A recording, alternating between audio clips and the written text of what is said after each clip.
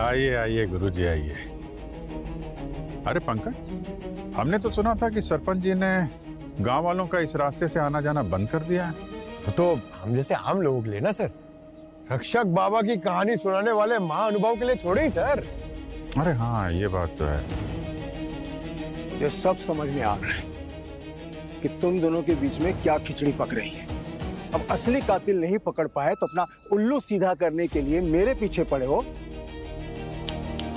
ध्यान रखना, अगर गांव वालों को रत्ती भर भी भनक लगी कि तुम लोगों ने मुझे यहाँ घेरा है तो क्या? हाँ?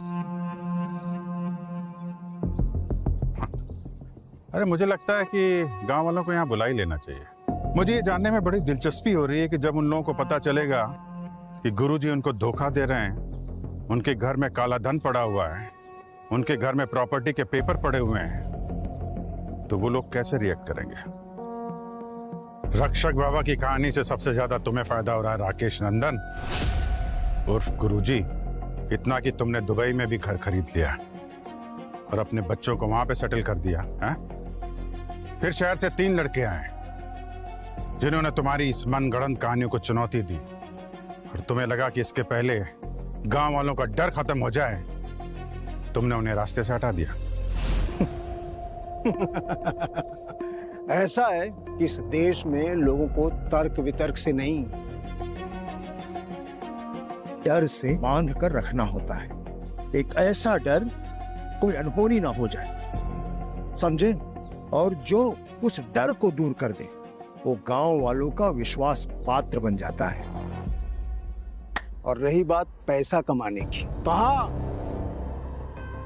हमने आर्थिक फायदा उठाया है, लेकिन जोर जबरदस्ती से नहीं, किसी के जेब में डाका डालकर नहीं, अपनी श्रद्धा से, अपनी मर्जी से, ईश्वर में आस्था रख के, रक्षक बाबा में आस्था रख के लोगों ने बड़े से बड़े पाठ हमसे करवाए हैं, समझे आप?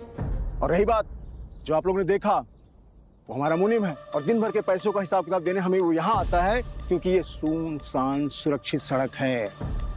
पैसों के लेन देन के लिए बहुत ही सही जगह है। और मैं इतना भी मूर्ख नहीं हूं कि अपनी इस प्रतिष्ठा को दांव पर लगाऊंगा। थोड़ी सी अपनी बुद्धि का सदुपयोग कीजिए। पागल नहीं हूं कि मैं मीडिया को, पुलिस वालों को अपने दहलीज पर बुलाऊंगा। 300 लोग भी आ जाए ना तो साबित नहीं कर सकते इस गांव के लोगों के सामने मैंने जो झूठ गढ़ा है ना, तो वैसे ही रहेगा। अगर तुम लोगों के पास मेरे खिलाफ कोई सबूत नहीं है तो प्रेम से बोलो, जय रक्षक बाबा, और हमारा रास्ता छोड़ो।